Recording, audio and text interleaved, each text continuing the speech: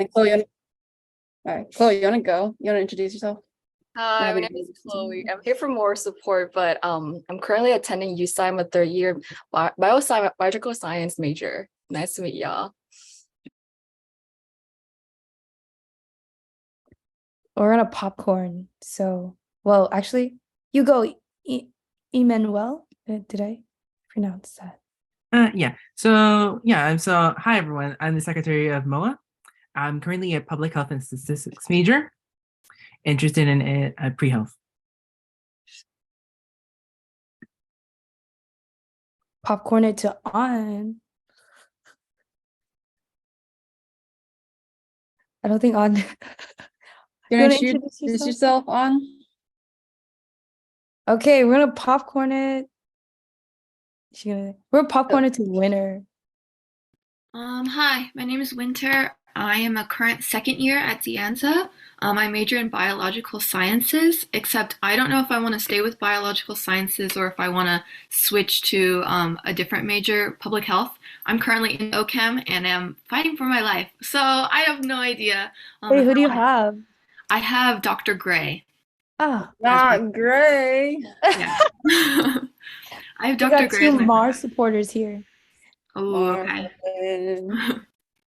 But yeah, I don't know if I want to like continue doing that or not. But next year I'm going to do 3 years, and next year I want to go to Foothill to do physics because the Anza physics is hard. So I will be doing that. That is smart. That's too smart. Do physics before you transfer. That's all I gotta say. Do it before you transfer. Yes. Absolutely, yes. Okay, you popcorn it next, winner. Eliana, you want to go next? Oh, yeah, okay, that too. Sure. Hi, I'm Eliana. This is my first quarter at De Anza, so freshie. I'm a bio major, but I also don't know if I want to stay a bio major because OChem sounds terrible. But I wanted to do pre-med, but recently I've been thinking more pre-PA just because all the schooling and everything. So that's why I'm here. Perfect. Nice meeting you. But yeah, do you guys have any general questions that you want to ask us? Emmanuel, do you have like a document for us to go through, or is it just kind of just overall? Yeah, so I'm just gonna ask you general questions. So the first question I'm gonna ask you is, how did you keep yourself motivated? How did you avoid or cope with burnout? And did this change once you transferred? Oh, okay. I'll go first. How do I go with burnout? So I still am trying to learn through, yeah, that is a really good question. I'm still trying to learn, but the mentality of work hard, play hard is like really crazy at university. Like when I was at De Anza, I was like, okay, I just like study, especially when it was COVID time, except for my last year. But like, it's like, but at UCI, the work hard, play hard is like crazy here. Let me tell you that. So it kind of helps with like it prevents burnout just a little bit because, like I work so hard. Now I'm going to play as hard. So there's that. And also, I don't know, like I always think about, I'm first gen, and how like my motivation works is I just think about my family. And whenever I like want to give up, I'm like, I can't, because like I got brothers. My mom's going to tell my brothers that like, you're like, my mom always brags about me to my little brothers, be like, work as hard as your sisters. So it's a little bit of that too. But I think being surrounded by very like university, right? People are cream of the crop. So you got to stay afloat too. You surround yourself with as hardworking people. Yeah. Good answer, Amy. For me, it depends, because every quarter you might have new responsibilities, and you kind of just have to be adaptable and kind of change your schedule and make sure that it fits to whatever you're prioritizing, and also making sure that you carve out like self-care time, making sure like you're not like after you study for a really hard midterm, make sure you like go out to eat or something, like get boo with your friends or something. You need to treat yourself after, because you're working so hard and everything's so jam-packed, especially if you're going to a quarter system school. So definitely take all the rest time that you can get, but I 100% agree with the work hard, play hard. I think that's like, at least for me, that's what's been working.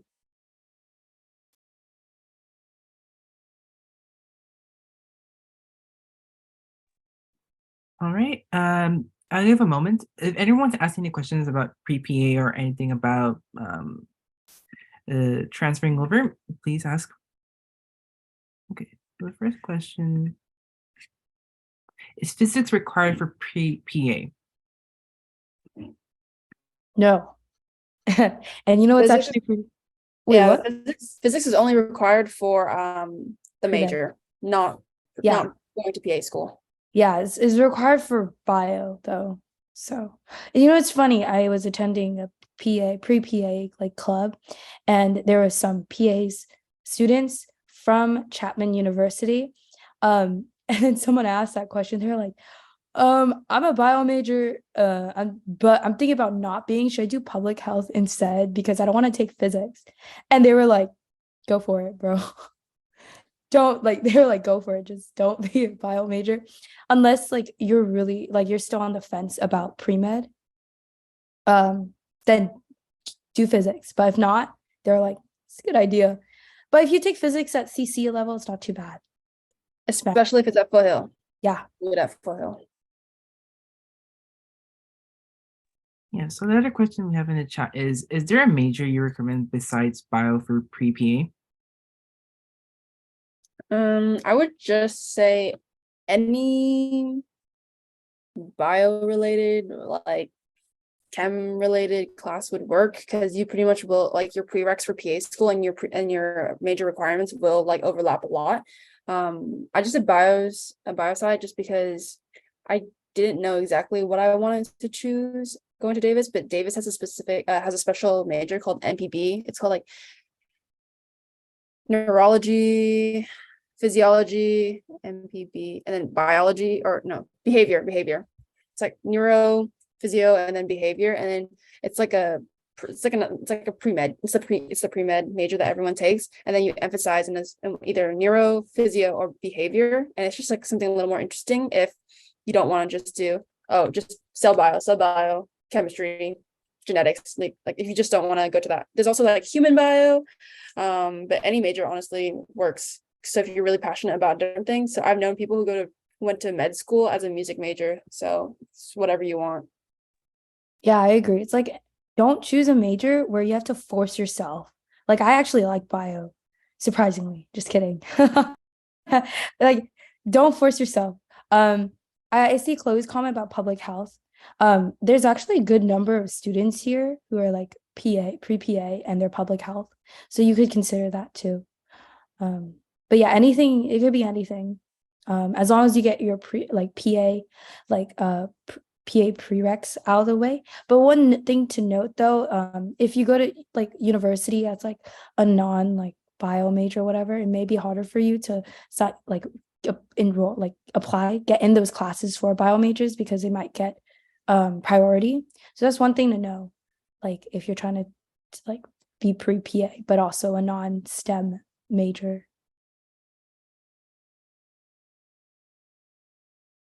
Okay, so the next question is, what made you choose the PA track and not med school? For me at least, is like I was interested in pre-med, but okay, so backtrack. So I was pre-med before, right? I feel like everyone starts out pre-med because it's more mainstream than it is like PA.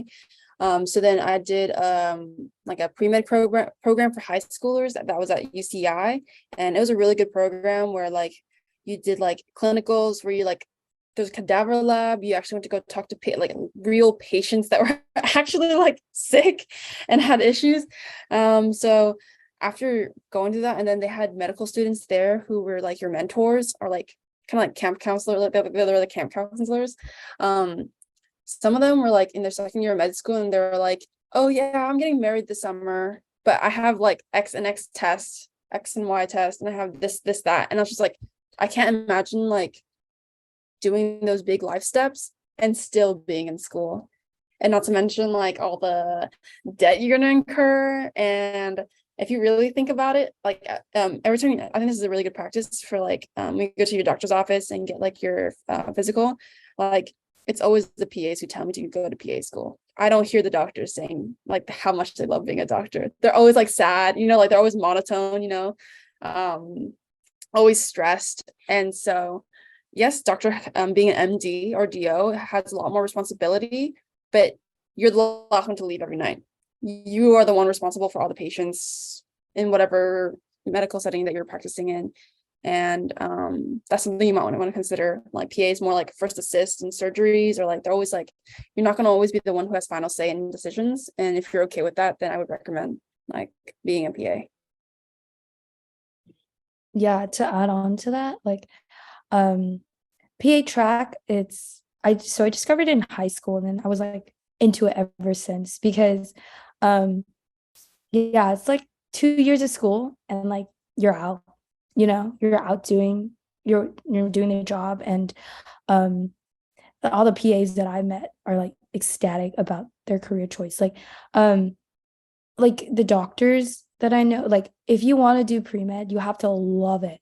It is no longer like pre-med and medical school is now becomes a lifestyle at that point, because your life surrounds around medicine. While I feel like PA, we hosted a few PAs at MOA, and we had one PA who said like while people were like doing residency or applying for residency, he was like getting married in like some foreign country. So that's one thing. And the lateral mobility, you don't have to like specialize in one thing. You can just like jump between like different specializations, which I think is pretty cool. Yeah.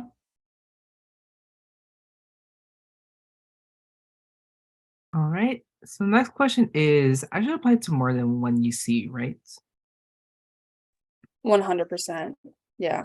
Apply to more than one UC. I mean, if you do tag, that's one down. You can just like, yeah, you still have to submit your application for that one, but then like you're pretty much in for that, and then you should apply to a lot.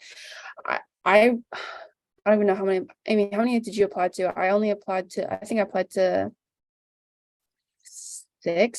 five schools in total. I applied to 4. Yeah, something like that, like less than 10. I know people like out of high school were like doing like 20 or something. But yeah, it's applying costs money. I mean, if you get like the like they give you like free, sometimes they give you like Give you a waiver. Yeah, the waiver. Yeah. Yeah. If you have the waiver, you maximize it. Like The waiver. Yeah. Yeah, if you have the waiver, maximize all your chances, even if you don't think you're gonna get in. Like some Yeah. people always like, I know so many cases where they just apply randomly, like think like knowing that they're not gonna get in, but then they get in. Like you just never know. Yeah. It's many schools. Like, but I knew for sure, like no shade against Natalia, I didn't want to go to Berkeley, so I didn't apply to Berkeley. So, don't apply for those schools, but keep your options very open. So, yeah. Yeah, I would, if it costs money, don't apply to it just so you can prove a point, because you're just like wasting money at that point. Like imagine how many like pizzas or like bobos you can buy with that money. Yeah. You can save it. But the for waiver food. like helped so much, because it was like $70 per application. Mhm. And I was like, sweet Jesus, because it was waived. So take And advantage. it's not just $70 for the application, it's also like $15 for like the to send your transcripts. Yeah, transcripts too.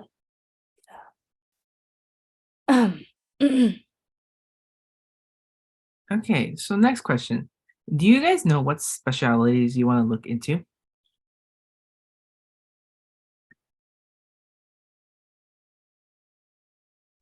Currently I've worked as a medical assistant for an OB/GYN, like OB/GYN place, and I really like women's health so far, but I know it is a more like nurse practitioner dominant field. But I'm exploring other options. I've shadowed PAs in emergency, and I kind of want to look into urgent care. I kind of want to look at surgery as well. So a very common place is orthopedic surgery for PAs. So that's like my goal right now, just to get in and see how it is. Pediatrics seems kind of cool too, but I don't know, it's a lot of like dealing with the family or like family medicine. I think it depends on the person, and I think that you really don't know what the specialty is going to be like until you're in it. So I would highly recommend, if you have any family connections, family friends, even ask your PCP, like your primary care physician right now, to see if you can shadow them or shadow the PA. That's the best way to get to know what the specialty is all about, and asking them questions as well. I'm not so sure, like for myself.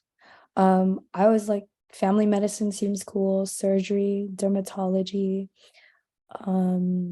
yeah, other than that, I think it's very subject to change because I think once you enter PA school and you go through the rotations, you'll kind of feel an affinity towards one.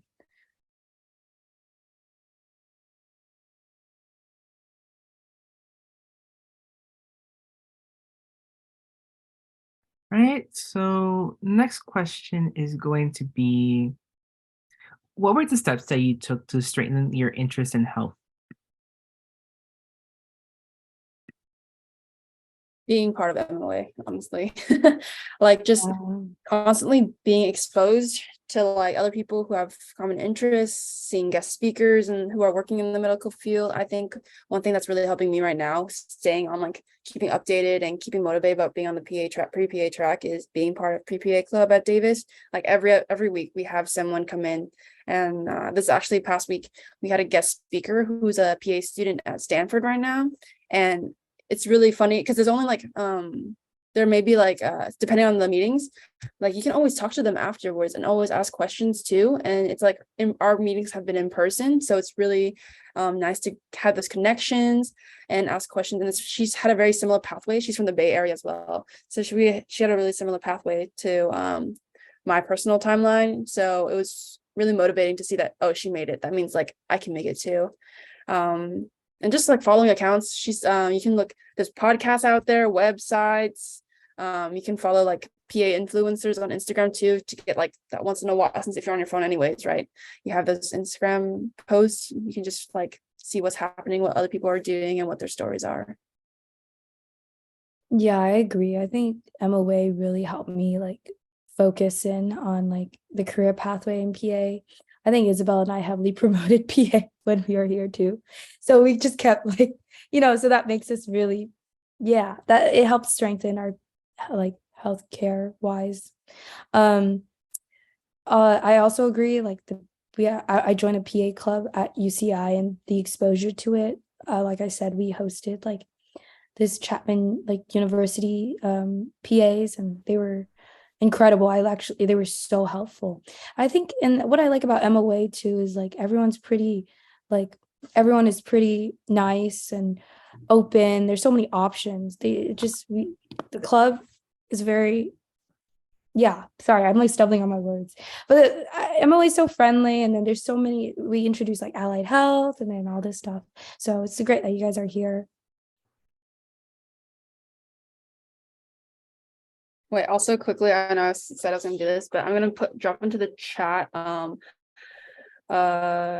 Google Sheet. This is how I decided on making my decision on which school to go to, and I think it applies to anything. Like if you're making a big decision, like I don't know, like which internship should I do, or something like, or which job should I take, kind of like that. And I'm gonna screen share real quick just to show you guys and explain it if you guys want to use it. But so this is ideally where you would put your schools, and then here are like different factors that are really important to you, and then you break the importance here, and then you say, oh, school 1, they have so many medical opportunities, I'm gonna give it a 5.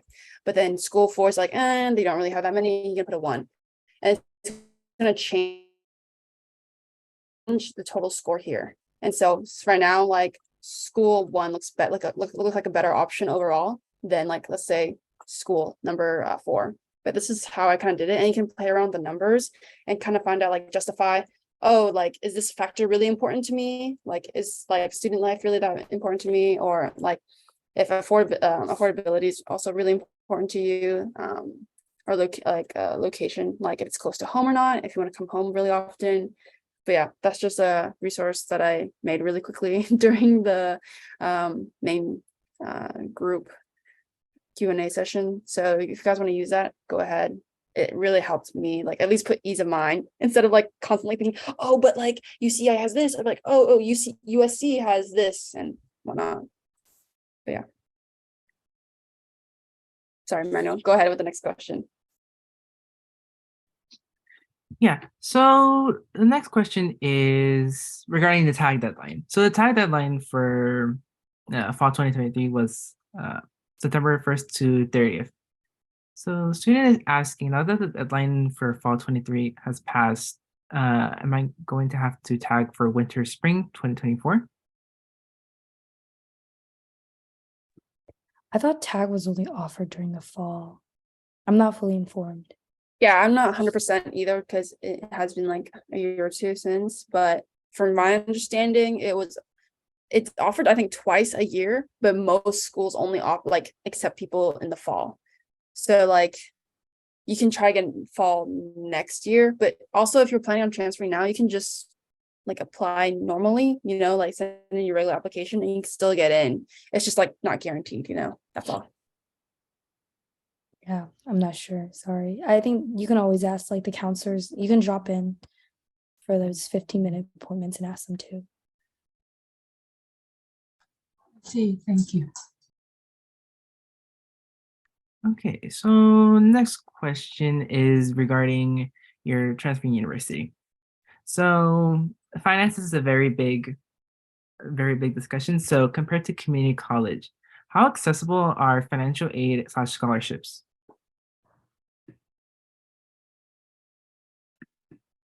At least for me, the reason I chose Davis ultimately is because they did give me a lot of financial aid right off the bat when I got accepted. Because PA school is a big investment. So I'm trying to save as much money now so that I can pay off PA school later.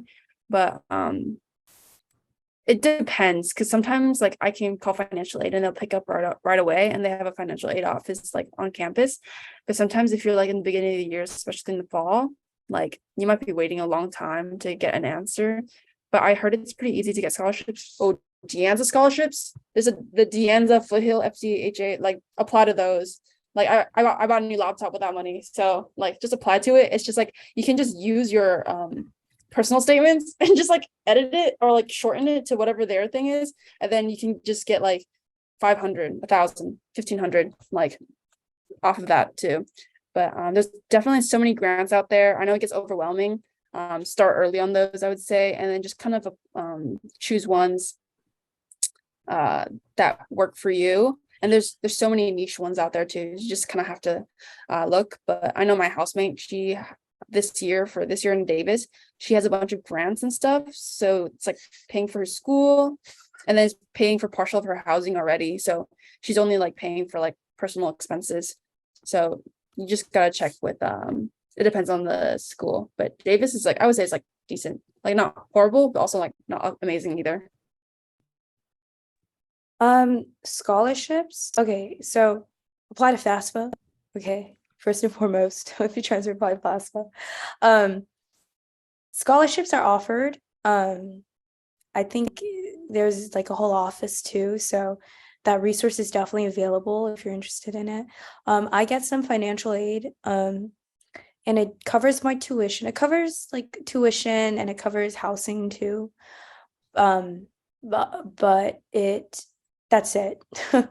So yeah, personal expenses I have to pay, and the reason why I like took 3 years was also because I wanted to work on my third year to cover for those expenses. So yeah, financial aid does help a lot though. So do FAFSA and UCI, speaking of someone who just moved all the way from the Bay to here, it is expensive because like groceries, like it's $70. Crazy to me. So Wait, Amy, do you know about CalFresh? I know about CalFresh. Like I know about CalFresh. Also apply to that if you can. Yeah. But my mom told me like it's like complicated, so I can't do CalFresh. But yeah, groceries and stuff. Do FAFSA and then that will qualify for most people. It'll qualify you for CalFresh. Yeah. So CalFresh is like food stamps. They give you like, depending on your income and whatever your living situation is, they can give you up to like $250 a month. Yeah. For groceries. Oh, yeah, EBT. Yeah, EBT. Everyone uses EBT. It's like so EBT. expensive. Yeah. Yeah. EBT, that's where it's at. So write that down, folks. EBT. But don't do it. I don't think you can do it while you're Anza because my sister, she just transferred to Berkeley, but yeah, she tried to do it when she was at home, and since she's still technically living like in my parents' home, it doesn't count. But if you're living by yourself, like in your apartment, dorm, or whatever, you can get EBT. Yeah. So yeah, do EBT. But it's expensive. Also, apartment costs $890. It's crazy. So just make sure you have that, like, just be aware of the cost, but the financial aid does help a lot. So don't miss that FAFSA deadline. Yeah. Definitely reach out to like people you know who are already at the school to ask about living situations, transportation, like how do they get Yeah. around, Yeah. and that will help you get a better idea of costs, because you trying to figure it out on your own is really difficult, especially if you've never been there before.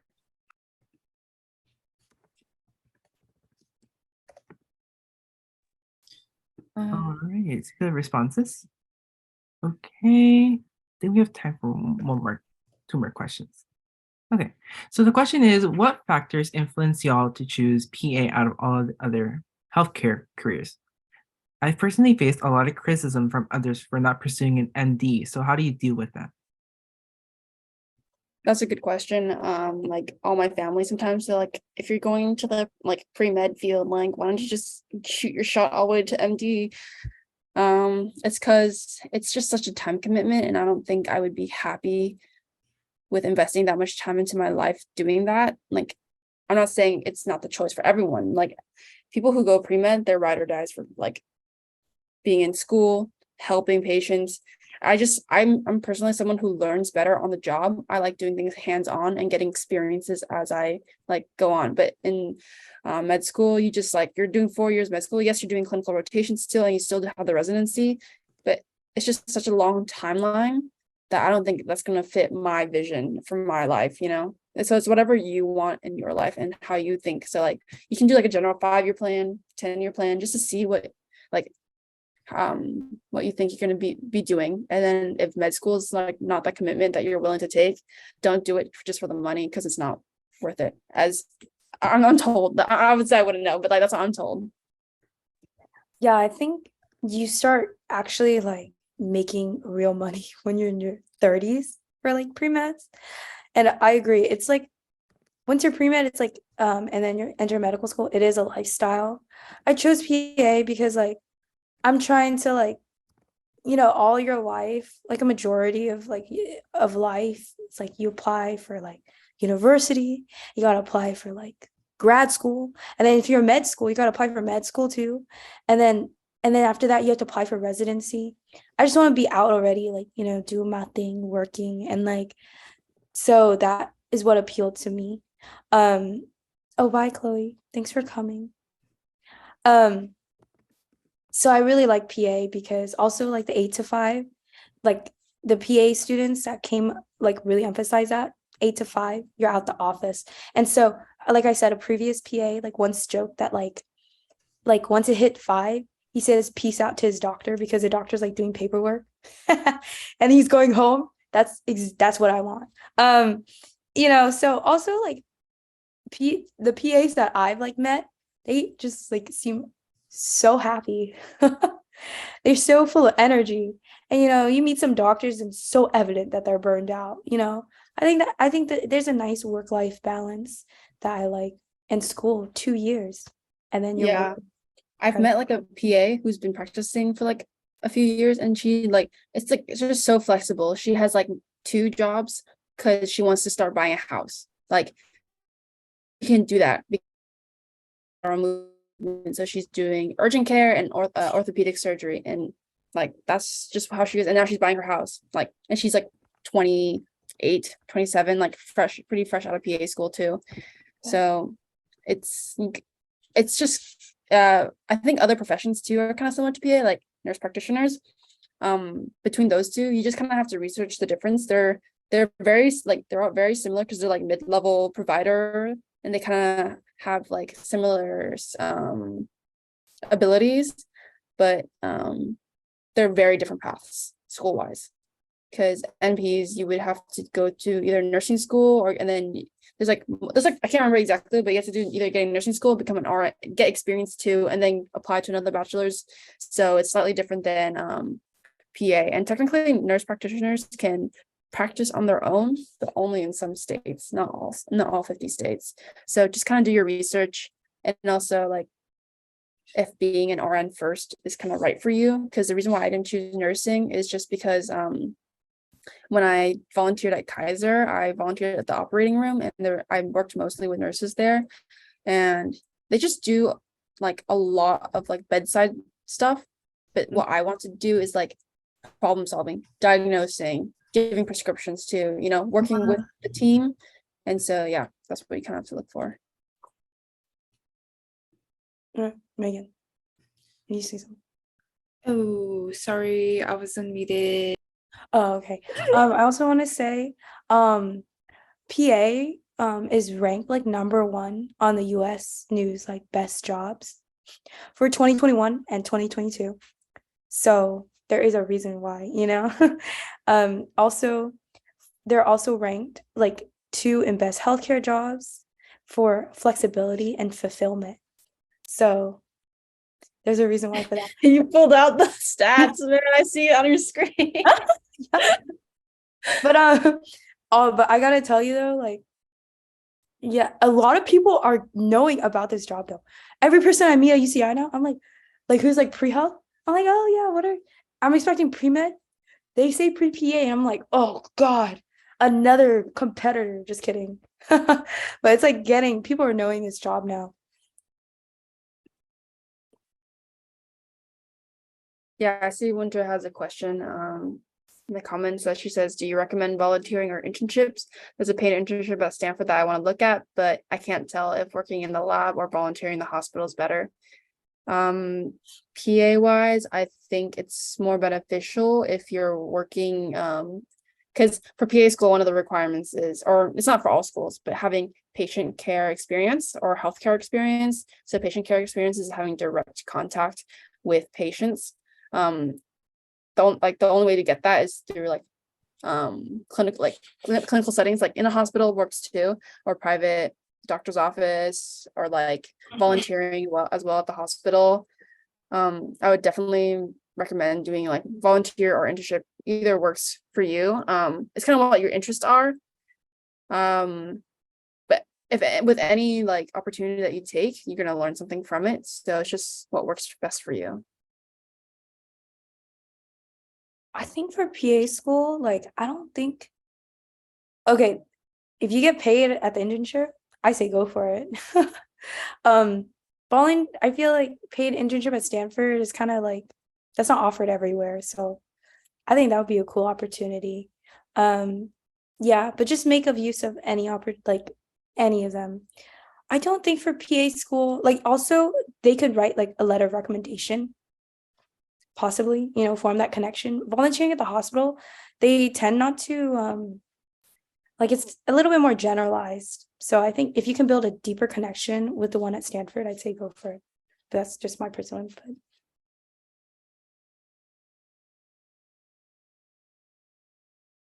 All right, so breaker rooms are closing now. And thank you very much for showing up. And thank you to Isabelle and Amy for answering all questions PA related.